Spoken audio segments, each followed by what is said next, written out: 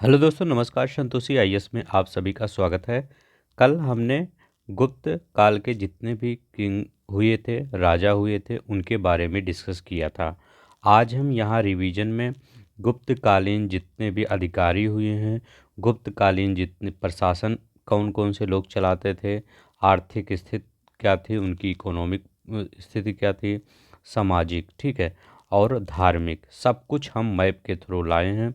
ठीक है, मैप के थ्रू करवाएंगे तो थोड़ा सा आपको याद होने में आसानी होगी। ये सभी क्वेश्चन जो भी आपके हैं, ये सभी आपके प्रीवियस ईयर में पूछे गए हैं और एनसीईआरटी से ही लिए गए हैं। ठीक है, आप एनसीईआरटी देखेंगे, एक एक क्वेश्चन आपको मिल जाएगा। ठीक है, तो ये आपका कला और संस्कृति है। ठीक है, और ये सभी जितने भी हैं ये आपके गुप्ता पीरियड के हैं। अब इसके बाद यहाँ पर आपका दूसरा पार्ट है आपका यहाँ पर इन्वायरमेंट से जितने भी लगभग क्वेश्चन हैं हम ले लिए हैं। इसके बाद एनसीईआरटी कॉर्नर में आपका क्वेश्चन आंसर जो एनसीईआरटी में बुक में दिया गया है वही आपका क्वेश्चन आंसर लिए हैं। इसके बाद हम क्वेश्चन आंसर भी करवाएंगे। ठीक है, यहाँ पर तो चलिए हम आज शुरू करते हैं। डेली की तरह ये पार्ट 19 है। पार्ट 18 तक हमने ऑलरेडी ख़त्म कर दिया है। डेली रिवीजन चलता है सभी सब्जेक्ट का। ये रैंडम कोई सब्जेक्ट हम ले लेते हैं, ठीक है, तो उसका रिवीजन कर लेते हैं। तो कल वाला जो वीडियो लोग नहीं देखे हैं, प्लीज़ कल वाला वीडियो देख लीजिएगा। कल और आज में आपका लगभग गुप्ता पीरियड ख़त्म हो जाएगा। ठीक है, तो चलते हैं हम बिना किसी देरी के शुरू करते हैं। जो लोग नए होंगे अगर अच्छा लगेगा तो प्लीज़ सब्सक्राइब कर लेंगे और लाइक कर देंगे वीडियो। पहले देखिए गुप्तकालीन अधिकारी कौन से थे। जैसे हमारे यहाँ अधिकारी होते हैं प्रेजेंट टाइम में एसपी, डीएसपी, कानून गो या आपका डॉक्टर, इंजीनियर, ये सब अधिकारी। ऐसे आपका वहाँ पर भी अधिकारी होते थे। ठीक है, तो वहाँ पर क्या अधिकारी होते थे, जैसे यहाँ पर लिखा गया है महाअच्छपटालिक। ये क्या होता था, तो महाअच्छपटालिक को लेखा अधिकारी बोला जाता है। ठीक है, लेखा अधिकारी मतलब क्या कह सकते हैं इसको, जैसे हमारे यहाँ लेखाकार नहीं होते, जैसे आप तहसील में जाएंगे तो लेखाकार होते हैं जो ज़मीन उमीन लिखते हैं। ठीक है, तो वही होते हैं। तो लेखा अधिकारी क्या होता है, महाअच्छपटालिक बोला जाता है। भंडागाराधिकृत। ठीक है, तो भंडागाराधिकृत, तो इसको राजकोष का अधिकारी कैसे याद करेंगे, भंडार, तो जी याद यहाँ लिखा गया भंडार, तो ऐसे भंडार से याद कर लिए तो भंडार राजकोष जितना आएगा तो भंडारी में तो रखा जाता है, तो यहाँ पर वो आपका आ जाएगा राजकोष का अधिकारी। तो दो चीज़ याद किए, महाअच्छपटालिक लेखा अधिकारी को बोला जाता था, भंडागाराधिकृत राजकोष अधिकारी को बोला जाता है। अब देखिए यहाँ पर विनय स्थित संस्थापक, ये कौन थे, शिक्षा और धर्म के अधिकारी होते थे। तो विनय स्थित संस्थापक शिक्षा और धर्म के अधिकारी होते थे। दंड पाशिक कई बार पूछ लिया जाता है, तो हमारे यहाँ जैसे आपका आईपीएस होता है, आईपीएस।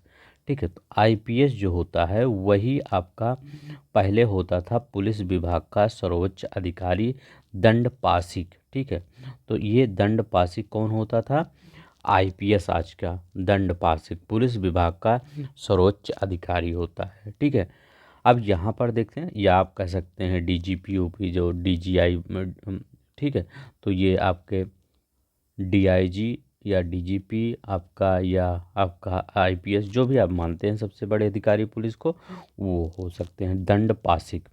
संघ विग्राहिक क्या होता है, संघ विग्राहिक, तो युद्ध और संधि से संबंधित। ठीक है, तो संधि यहाँ लिखा गया संधि, विग्राहिक तो युद्ध और संधि से संबंधित होते हैं। महादंड नायक, तो ये न्यायाधीश, आज भी कहीं कहीं महादंड नायक लिखा रहता है, तो वो क्या होते हैं, जज होते हैं। ठीक है, ये महाबलाधिकृत ये सेनापति, तो वो आप वैसे ही याद कर लिया करिए, जैसे बल जिसके पास होगा, महान बल होगा, वही तो सेना में जाएगा। और जो दंड का नायक होगा मतलब जो दंड उंड देगा वही तो न्यायाधीश होगा। अब यहाँ पे संधि तो मतलब युद्ध और संधि, तो जैसे इजराइल और हमास का युद्ध हो रहा है तो युद्ध आपका कौन, जब मान लीजिए संधि करवाया जाएगा, अमेरिका संधि करवाया, तो वही संधि विग्रह है, तो युद्ध और संधि से संबंधित। अब देखिए दंड पाशिक तो पुलिस विभाग का। ठीक है। तो ऐसे ऐसे भंडार, तो भंडार क्या होता है, कोष होता है ना, तो राजकोष का अधिकारी। ठीक है, आई होप आपको याद हो गया होगा।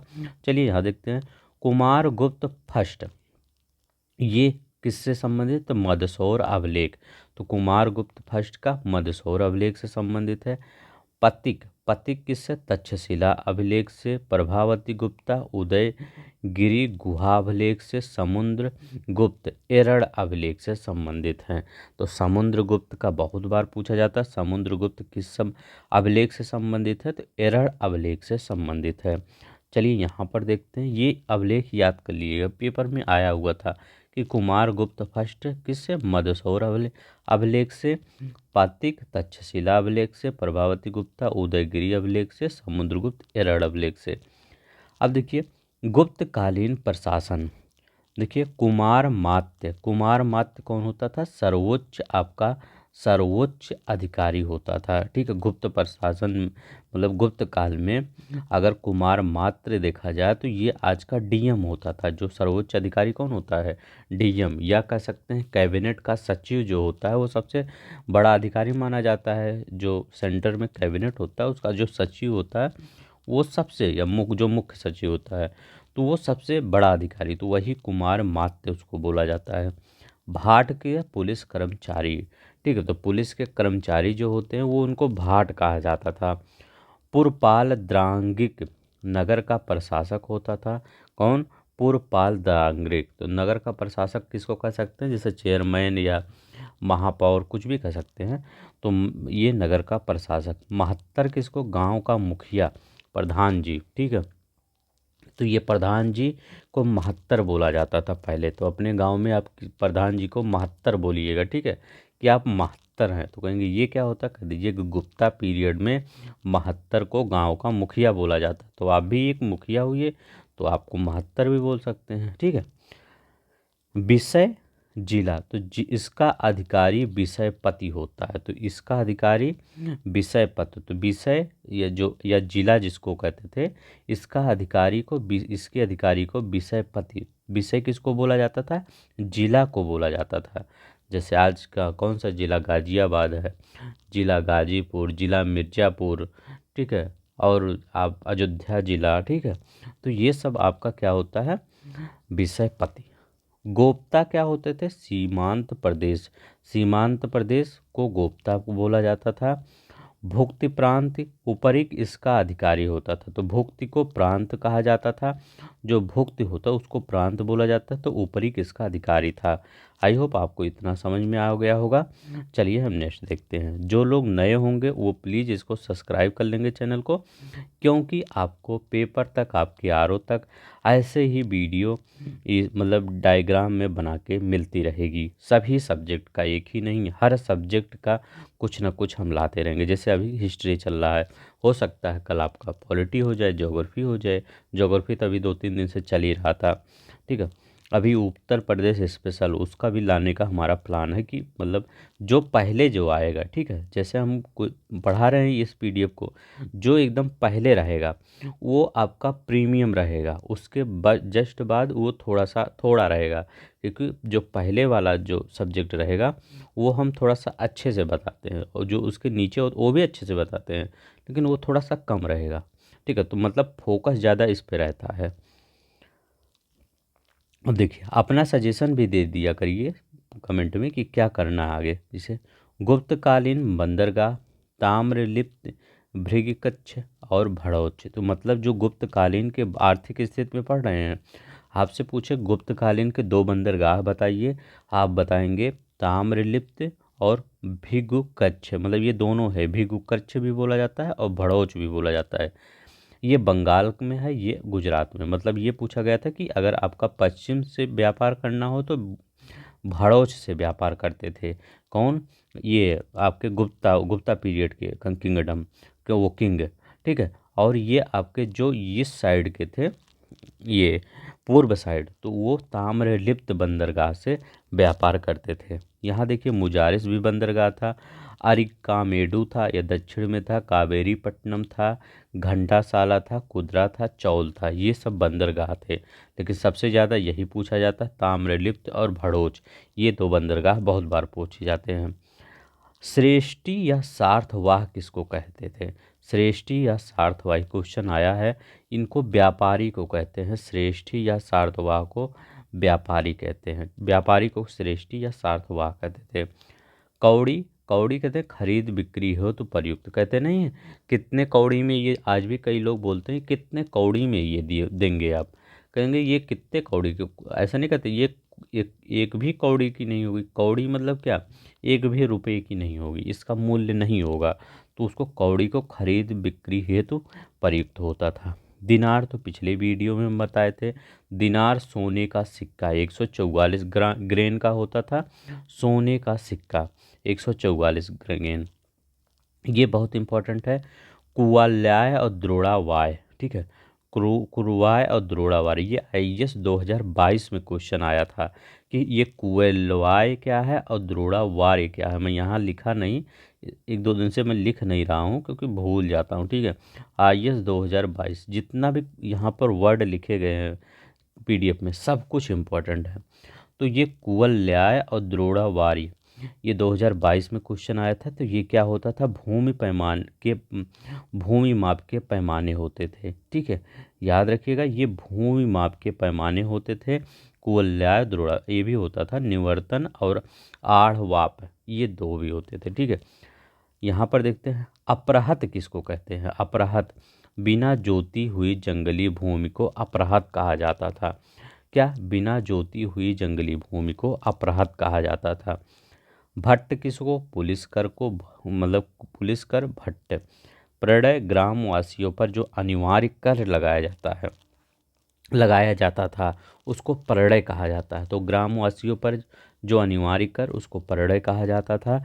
बिष्टी क्या होता है, बेगार या पताका। बेगार मतलब बिष्टी क्या, बेगार होता था। बेगार मतलब जो बिना मजदूरी के काम करे, तो वो बेगार और पताका बिष्टी को। हिरण्य क्या होता था, हिरण्य, हिरण्य मतलब नगद कर, नगद कर, उसको हिरण्य कहा जाता था। ब्राह्मण को कर रहित भूमि प्रदान की जाती थी, ठीक है। सबसे ज़्यादा भूमि ब्राह्मण और मंदिरों को प्रदान की जाती थी, और जो ब्राह्मणों को भूमि प्रदान की जाती थी उस पर कोई टैक्स नहीं लिया जाता था, ठीक है। ये आप याद रखिएगा। ये गुप्ता पीरियड में ब्राह्मणों को दी गई भूमि पर कोई टैक्स नहीं मानी जाती थी, लगाई जाती थी। और टैक्स लगता कितना था, 1/6 भाग, 1/6 भाग आपका टैक्स के रूप में आता था, ठीक है। गुप्ता पीरियड में कोई पूछे कि अच्छा ये बताइए कि गुप्ता पीरियड में टैक्स कितना लगता था, तो आप क्या बताएंगे, गुप्ता पीरियड में टैक्स 1/6 लगता था, 1/6 लगता था, ठीक है। मतलब 100 में आपका 6/6 कर दीजिए, जितना आएगा उतना 100 रुपये में देना पड़ता था। लगभग कितना आ जाता था आपका, 17 के करीब रुपया, ठीक है, 17 रुपये के करीब। भूमि पर सम्राट का अधिकार होता था। जो भूमि होती थी उस पर सम्राट का ही अधिकार होता था। यहाँ पर निगम, श्रेणी, संघ, ठीक है, शिल्पी एवं व्यापारी थे। उनको निगम भी बोला जाता, श्रेणी भी बोला जाता था, और संघ भी बोला जाता। तो ये श्रेष्ठी व्यापारी, श्रेणी व्यापारी, तो वो भी चाहे श्रेणी कहिए चाहे श्रेष्ठी कहिए, निगम संघ ये व्यवसायी थे, ठीक है। तो व्यवसायी या व्यापारी थे, ठीक है। तो आपको आर्थिक स्थिति में भी पता चल गया क्या क्या थे। अब देखिए, अशोक का नाम प्रियदर्शनी सब जानते हैं। समुद्रगुप्त को प्रक्रमांक बोला जाता था, कल बताए थे हम समुद्रगुप्त को प्रक्रमांक। तो जो कल वीडियो नहीं देखे हैं प्लीज़ कल वाला वीडियो देख लेंगे। चंद्रगुप्त द्वितीय को विक्रमादित्य के नाम से जाना, मतलब विक्रमादित्य की उपाधि ली थी। और स्कंदगुप्त को क्रमादित्य के रूप में जाना जाता था, स्कंदगुप्त को क्रमादित्य। अब देखिए, सामाजिक स्थिति इनकी क्या थी। स्त्रियों की दशा में गिरावट आई थी। पर्दा प्रथा, सती प्रथा, बाल विवाह प्रचलित थे, ठीक है। तो स्त्रियों की दशा में गिरावट आई थी, चाहे पर्दा प्रथा हो, चाहे सती प्रथा हो, चाहे बाल विवाह, ये सब प्रचलित थे। वर्णों का आधार कर्म ना होकर जन्म था, ठीक है। तो याद रखिएगा, जो वर्णों का आधार कर्म ना होकर क्या था, जन्म था। ब्राह्मणों को सर्वोच्च स्थान प्राप्त था, तो ब्राह्मणों को सर्वोच्च स्थान प्राप्त था। फाहयान के अनुसार समाज में अछूतों का प्रवेश वर्जित था, ठीक है। ये फाहयान बोलता था, लिखा था उसने कि अछूतों का प्रवेश वर्जित, समाज में जो अछूतों का प्रवेश वर्जित था, मतलब उनका कहीं और स्थान पर घर मतलब रहते थे, ठीक है। दास प्रथा भी प्रचलित थी। तो सामाजिक प्रथा शायद सब लगभग वर्ण का आधार कर्म ना होकर जन्म था, ठीक है, तो जो आज भी है, ठीक है, तो यही है, ठीक है। तो सामाजिक स्थिति यही थी। अब देखिए धार्मिक स्थिति, सामाजिक स्थिति तो शायद दयनीय ही थी सब पूरी। धार्मिक स्थिति देखते हैं क्या कह रहा है। मथुरा सारनाथ पाटलिपुत्र मूर्ति कला के केंद्र थे। किस पीरियड में? गुप्ता पीरियड में। गुप्ता पीरियड में मथुरा सारनाथ पाटलिपुत्र मूर्ति कला के केंद्र थे। प्रमुख मंदिर कौन थे? भीतर गांव का ईट मंदिर, याद रखिएगा, भीतर गांव का ईट मंदिर, सिरपुर का लक्ष्य मंदिर, भूमरा और खोह का मंदिर, ये आपके प्रमुख मंदिर थे। देवगढ़ का दशावतार मंदिर, विष्णु को शेषनाग की सैया पर विश्राम करते दिखाया गया है, पंचायत शैली में बना है। तो ये पूछा जाता है कि देवगढ़ का दशावतार मंदिर किस शैली में बना है, तो पंचायत शैली में बताइएगा, ठीक है। ये किस पीरियड से? गुप्ता पीरियड से संबंधित है, ठीक है, इतना आपको याद रखना है। फाहियान के अनुसार गुप्त काल में कश्मीर, अफगानिस्तान और पंजाब बौद्ध धर्म के केंद्र थे। तो फाहियान के अनुसार गुप्त काल में कश्मीर, अफगानिस्तान और पंजाब ये बौद्ध धर्म के केंद्र थे, फाहियान बोल रहा है। गुप्तों ने परम भागवत की उपाधि धारण की और गरुड़ को राजकीय चिन्ह बनाया। तो आपसे कोई पूछेगा कि राजकीय चिन्ह क्या था गुप्ता पीरियड में, तो गुप्ता पीरियड में राजकीय चिन्ह था अब गरुड़, ठीक है। राजकीय धर्म क्या था? वैष्णव, वैष्णव आपका राजकीय धर्म था गुप्ता पीरियड में। चलिए देखिए कला संस्कृति, अगर ऐसे ये देखिए जैसे मैं लिखा हूँ ये मत सोचिएगा ये प्री है, ठीक है। ऐसे अगर आप बना देते हैं, आप अपने मेंस की कॉपी में पूछ लेता है, मतलब कोई क्वेश्चन पूछ लेता है कि गुप्ता पीरियड की कला संस्कृति के बारे में थोड़ा सा डिटेल में बताइए, 200 शब्द या 150 शब्द, तो ऐसे अगर थोड़ा सा डायग्राम बना देंगे तो थोड़ा सा पढ़ने में एग्जामिनर को आसानी होगी, आपको नंबर अच्छा मिलेगा, ठीक है। तो ये सब नोट्स आप पीडीएफ ज़रूर डाउनलोड करिएगा। कहाँ से? ये टेलीग्राम से, वहाँ लिंक दे दिया जाता है नीचे। शैक्षणिक केंद्र था वल्लभी, उज्जैन, काशी, मथुरा, पाटलिपुत्र, नालंदा बाद में आया। तो वल्लभी, उज्जैन, काशी, मथुरा, पाटलिपुत्र ये शैक्षणिक केंद्र थे। अब देखिए धन्वंतरि के बारे में बहुत बार पूछा जाता है। तो अष्टांग हृदय नामक आयुर्वेद ग्रंथ की खोज किसने की? धन्वंतरि ने। कौन सा बुक था? अष्टांग हृदय। ये आपको घटना चक्र में नहीं मिलेगा, ठीक है, ये सिर्फ आपको एनसीईआरटी में ही मिलेगा। धन्वंतरि ने अष्टांग हृदय नामक आयुर्वेद ग्रंथ की खोज की। अब देखिए 12 मिहिर से क्या है? ये ज्योतिष से संबंधित है, ज्योतिष, ठीक है। तो इन्होंने पंच सिद्धांतिका, लघु जातक आदि की रचना की। तो पंच सिद्धांतिका, लघु जातक की रचना की। कौन थे? ऐसे पूछता है 12 मिहिर मिलाने कहा जाता है कि 12 मिहिर किससे संबंधित हैं? ज्योतिष से लगा दीजिएगा, ज्योतिष नहीं दिया है उसमें पंच सिद्धांतिका दिया है तब भी लगा देंगे, तो ठीक है, ये इम्पोर्टेंट है। याज्ञवल्क्य ये भी पूछ लिया जाता है। नारद, कात्यायन, बृहस्पति की स्मृतियाँ गुप्त काल में लिखी गई थी, ठीक है। तो याद रखिए याज्ञवल्क्य, नारद, कात्यायन और बृहस्पति की मूर्तियाँ गुप्त काल में लिखी गई थी। ब्रह्मगुप्त ने गुरुत्वाकर्षण का सिद्धांत दिया। तो ज्योतिष अगर पूछे तो ब्रह्मा 12 मिहिर और ब्रह्मगुप्त ने गुरुत्वाकर्षण का सिद्धांत दिया, ये याद रखिएगा। आर्यभट्ट गुप्त काल में प्रमुख गणितज्ञ थे। कौन? आर्यभट्ट। आर्यभट्ट किस काल, ये पूछा जाता है कि आर्यभट्ट किस काल से संबंधित थे? गुप्ता पीरियड से। धन्वंतरि किस पीरियड से? गुप्ता पीरियड से। 12 मिहिर किस पीरियड से संबंधित है? गुप्ता पीरियड से, ठीक है। तो ये सब ब्रह्मगुप्त किस पीरियड से? ये गुप्ता पीरियड से। याज्ञवल्क्य किस पीरियड? गुप्ता पीरियड से। ये सब याद करिएगा। महाभारत और रामायण का जो अंतिम संकलन हुआ था इसी गुप्ता पीरियड में ही माना जाता है। तो ठीक है, ये सब आप देखेंगे तो 2 पेज लगेगा, लेकिन हमने कितना वैसे बना के ला के दिया आपको। देखिए शतरंज खेल गुप्त काल में हुआ। शतरंज खेल गुप्त काल में विकसित हुआ, मतलब पहले ये शतरंज काल नहीं मान, ये सोचिए नहीं, ये गुप्ता पीरियड में शतरंज का खेल आया, ठीक है। अब यहाँ देखिए चंद्रगुप्त, ये कुमार देवी, समुद्रगुप्त, दत्ता देवी, चंद्रगुप्त द्वितीय, कुबेर नागा, कुमार गुप्त प्रथम, अनंत देवी। ठीक है, तो इनकी रानियाँ थी। ये क्वेश्चन आया था कब? शायद 2019 में आया था। ठीक है, बीओ में शायद आया था, जो बीओ आपका पेपर हुआ था। चंद्रगुप्त की रानी कुमार देवी थी, समुद्रगुप्त की दत्ता देवी थी, चंद्रगुप्त द्वितीय कुबेर नागा थी, और कुमार गुप्त प्रथम अनंत देवी थी।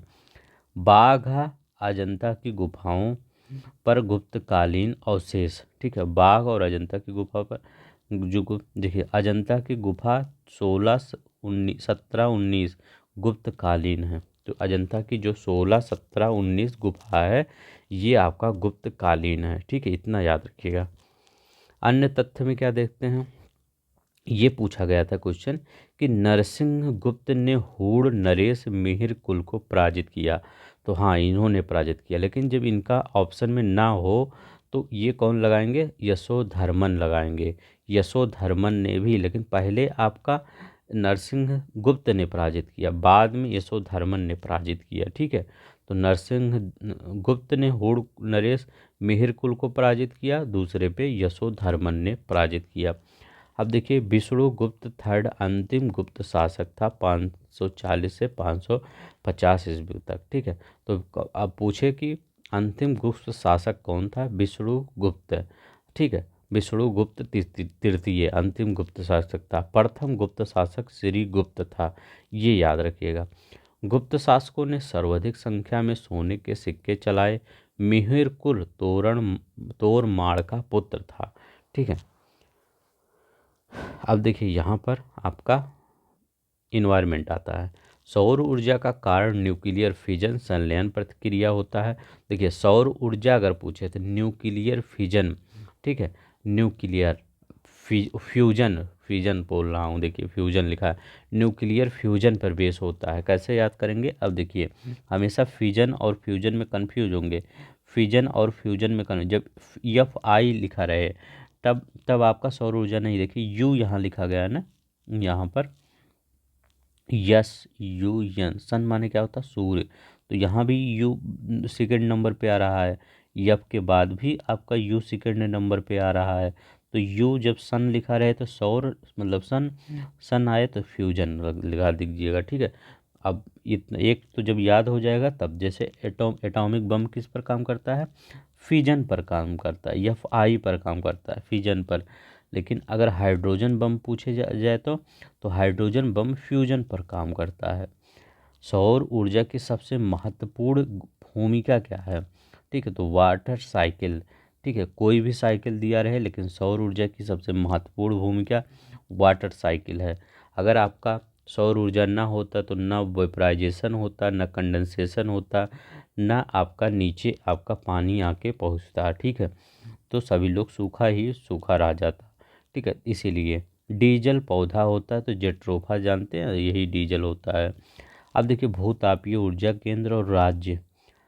मणिकरण ज्वालामुखी कहाँ है? हिमाचल। ये सब भूतापीय, भूतापीय मतलब जो जमीन के अंदर से एनर्जी प्रोड्यूस हो रही है। ठीक है, पूगा बैली कहाँ है? लद्दाख में है। जलगांव कहाँ है? महाराष्ट्र में। जलगांव पूछा गया है महाराष्ट्र में। ताता पानी कहाँ? छत्तीसगढ़ में।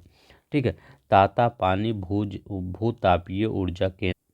ठीक है, तो ताता पानी छत्तीसगढ़ याद करें। सूरज कुंड कहाँ है? ये भूतापीय ऊर्जा केंद्र, ये झारखंड में है। तपोवन भूतापीय उत्तराखंड में है। ठीक है, तो ये ताता पानी सूरजकुंड, ये याद रखिएगा। जलगांव। ठीक है, पूगा घाटी भी, मणिकरण भी आया है हिमाचल प्रदेश में।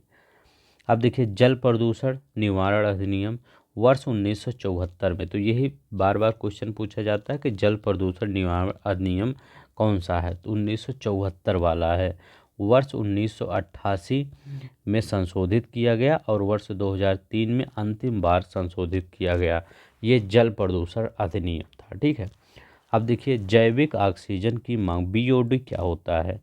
जल प्रदूषण मापने की इकाई है कि मतलब जल कितना प्रदूषित है, तो वो BOD से मापा जाता है। जल में उपस्थित कार्बनिक और अकार्बनिक पदार्थों को विघटित करने हेतु ऑक्सीजन की मांग बीओडी कहलाता है। मतलब कितना आपका ऑक्सीजन प्रेजेंट है, उससे पता चलता है कि ये आपका जल प्रदूषित है कि नहीं। अगर ज़्यादा ऑक्सीजन है तो जल प्रदूषित नहीं है, ऑक्सीजन कम है तो मतलब जल प्रदूषित है। अपशिष्टों की मात्रा में वृद्धि, ऑक्सीजन उपयोग में वृद्धि, फलतः घुलित ऑक्सीजन डीओ में कमी हो जाती है। जब डीओ में कमी हो जाती है तो बीओडी बढ़ जाती है। ठीक है, तो बीओडी की मांग हो जाती है। जल प्रदूषण से संबंधित बीमारी, आर्सेनिक से आपका क्या होता है, ब्लैक फुट, कैंसर, केरोटेसिस आदि रोग हो जाते हैं। भारत में पश्चिम बंगाल, मेघालय, उड़ीसा, मध्य प्रदेश आदि में पेयजल प्रदूषण से जूझ रहे हैं। तो पेयजल प्रदूषण सबसे ज़्यादा उसी साइड जूझ रहे हैं, कहाँ पर, पश्चिम बंगाल में। और उसे मतलब उसी साइड पश्चिम बंगाल हुआ, का झारखंड हुआ, आपका मेघालय हुआ, इसी साइड। ठीक है, क्यों? क्योंकि सभी नदियाँ सब दूषित करके वहीं ले जाके डाल देते हैं, तो होगा ही दूषित। नाइट्रेट बच्चों में मीथोमोग्लोबिनोमीनिया, नाइट्रेट और साइकोसी ब्लू बेबी सिंड्रोम। ठीक है, नाइट्रेट बच्चों में मिथलोबीनिया, नाइट्रेट्स, साइकोसी, ब्लू बेबी सिंड्रोम। तो ब्लू बेबी सिंड्रोम यही पूछा जाता है, किसकी कमी से, मतलब किसकी अधिकता से, नाइट्रेट की अधिकता से होता है। फ्लोराइड, दांतों और मसूड़ों के क्षरण में अधिक मात्रा में फ्लोरोसिस रोग हो जाता है। कैडमियम, इटाई इटाई रोग बहुत इंपॉर्टेंट है। कैडमियम इटाई इटाई रोग, अधिक मात्रा से कैडमियम की इटाई इटाई रोग होता है। सीसा से सीसा विषाक्तता होता है।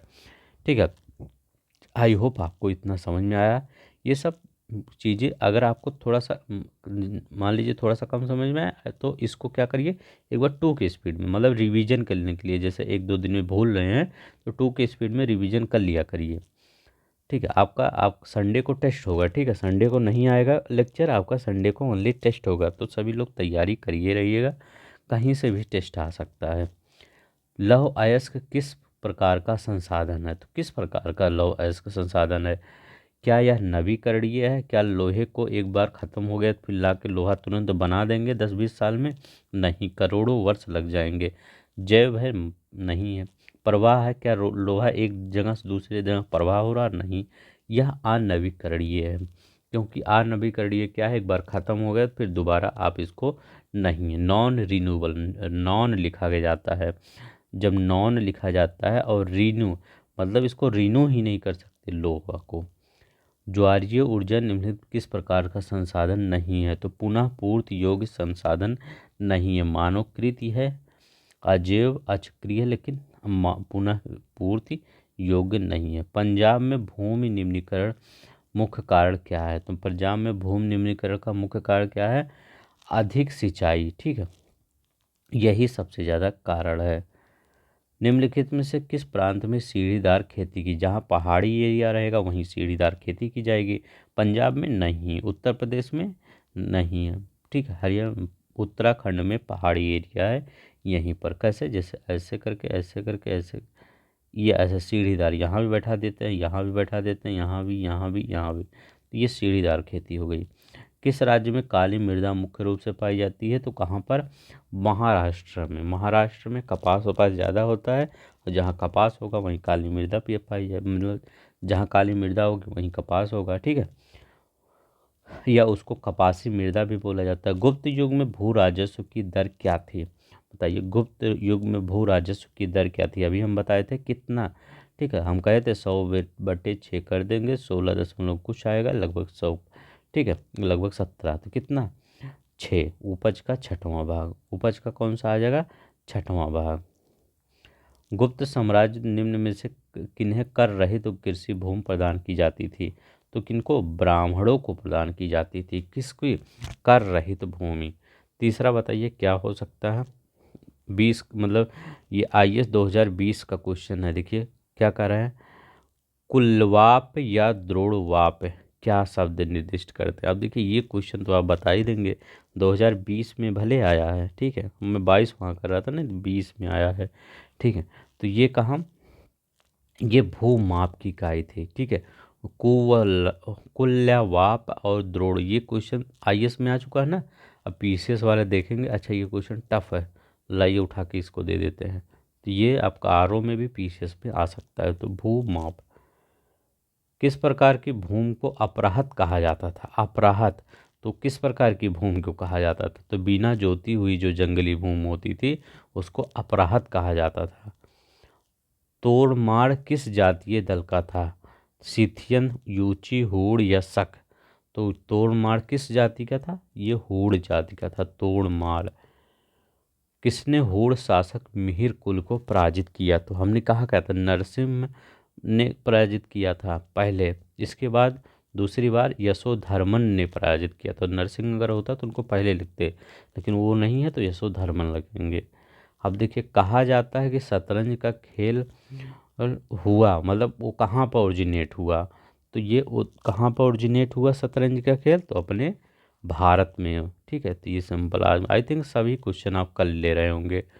ठीक है, ये यहाँ बताइए कितना, ये 8वां। प्रसिद्ध चीनी यात्री फाहियान किसके शासनकाल में आया? किसके शासनकाल में आया? चंद्रगुप्त द्वितीय। हुएनसांग किसके शासन में? हर्षवर्धन। ये दोनों साथ में याद किया करिए। ठीक है, फाहियान चंद्र हर्षवर्धन वाला। अब यहाँ पर देखते हैं, निम्नलिखित में से कौन सुमेलित नहीं है? तो कौन सा सुमेलित आपका नहीं है? समुद्रगुप्त क्या होगा? एरड़ अभिलेख, अभी हम पढ़े हैं। इसके बाद कौन सा आपका हो जाएगा? कुमारगुप्त। ये कुमारगुप्त के कौन सा फेमस? मदसौर अभिलेख। तो कुमारगुप्त का मदसौर, ये भी एकदम सही है, ये भी एकदम सही है। पातिक क्या है आपका? तक्षशिला अभिलेख। ठीक है, और प्रभावती गुप्ता क्या है? उदयगिरी गुहा अभिलेख। तो यहाँ पर कौन सा सुमेलित? तो देखिए यहाँ पर आपका क्या होगा? ये आपका सी वाला। ठीक है, सी वाला। यहाँ पर प्रभावती गुप्ता नहीं होगा, यहाँ पर चंद्रगुप्त, चंद्रगुप्त सेकेंड होगा। यहाँ ऊपर देख लेते हैं एक बार, यही क्वेश्चन था क्या? एक बार यहाँ लिखे थे। ठीक, हाँ, ये देखिए यहाँ पर भी वही हो गया है। ठीक है, क्वेश्चन ही तो यहाँ पर आप प्लीज़ इसको सही कर लीजिएगा। यहाँ पर आपका चंद्रगुप्त दिमाग से उतर गया था। ठीक है, यही आपको लिख दिया गया था, चंद्रगुप्त सेकंड। ठीक है, तो चंद्रगुप्त जो सेकंड हैं ये उदयगिरी अभिलेख से संबंधित है। सॉरी, इसके लिए आपको मतलब ये बता नहीं पाए थे। ठीक है, तो यहाँ पर आपका चंद्रगुप्त सेकंड। ठीक है, ठीक है, वो मतलब फ्लो में वैसे ही निकल गया। ठीक है, जैसे ही लिखा था, यहाँ लिखना चाहिए था चंद्रगुप्त सेकंड। ठीक है, तो चंद्रगुप्त सेकंड उदयगिरी अभिलेख। ठीक है, चलते हैं अपने क्वेश्चन पर। यहाँ पर ये जब क्वेश्चन यहाँ आया तब समझ में आया, अच्छा ये वाला तो नहीं है। ठीक है, चंद्रगुप्त द्वितीय उदयगिरी अभिलेख से संबंधित है। ठीक है, ये याद रखिएगा, प्रभावती गुप्ता नहीं थी। ठीक है, तो चलते हैं नेक्स्ट, चलते हैं अपने। अब यहाँ देखिए, चंद्रगुप्त ये लिखा गया है दत्ता देवी, समुद्रगुप्त कुबेरनाथ, और ये चंद्रगुप्त द्वितीय कुमार देवी, कुमार गुप्त प्रथम ये अनंत देवी लिखा गया है। तो कौन किससे संबंधित है? तो ये देखिए, समुद्रगुप्त किससे संबंधित है? दत्ता देवी से संबंधित है। ठीक है, चंद्रगुप्त द्वितीय कुबेर नागा से संबंधित है। चंद्रगुप्त किससे संबंधित है? कुमार देवी से संबंधित है। कुमार गुप्त प्रथम अनंत देवी से संबंधित है। ठीक है, ये आप मिलान कर लीजिएगा, ये आपका सही है। ठीक है, इनकी रानियाँ थी, शासक और रानियाँ। ठीक है, अब चलते हैं यहाँ पर देखते हैं, किसी जल क्षेत्र में बीओडी की अधिकता संकेत देता है कि उसका जल क्या है? सीवेज से प्रदूषित हो रहा है। बीओडी मतलब सीवेज से प्रदूषित हो रहा है। अब देखिए, बीओडी का फुल फॉर्म पूछा जाता है। ठीक है, क्या होता है इसका? आपका फुल फॉर्म होता है बायोकेमिकल ऑक्सीजन डिमांड। ठीक है, तो बायोकेमिकल ऑक्सीजन डिमांड याद रखिएगा, बीओडी का फुल फॉर्म भी कभी पूछ ले सकता है। सोलर एनर्जी जो सौर ऊर्जा का कारण क्या है? तो सौर ऊर्जा का कारण क्या है? एफ लिखा गया ना, फ्यूजन। तो फ्यूजन है, संलयन क्रिया है। सौर ऊर्जा की सबसे महत्वपूर्ण भूमिका किसमें होती है? कार्बन चक्र में, ऑक्सीजन चक्र में, नाइट्रोजन चक्र में या जल चक्र में? तो किसमें होती है? जल चक्र में। वही हम बोले, जब तक वेपराइजेशन नहीं होगा, न कंडेंसेशन होगा, न पानी बरसेगा, ये सब खत्म हो जाएगा। ठीक है, तो जल चक्र में सबसे महत्वपूर्ण भूमिका होती है सौर ऊर्जा की। आपके 2000 में आया है पीसीएस। सौर ऊर्जा की सबसे महत्वपूर्ण भूमिका किसमें? अच्छा, वही क्वेश्चन आ गया है। बस ठीक है, इतना ही क्वेश्चन आज था, 14 ही क्वेश्चन था। ठीक है, तो आज के लिए बस इतना ही। अगर आपको पसंद आया हो लेक्चर तो प्लीज़ लाइक कर दीजिए, शेयर कर दीजिए, सब्सक्राइब कर दीजिए। धन्यवाद, नमस्कार, जय हिंद, जय भारत। अपना ख्याल रखिएगा।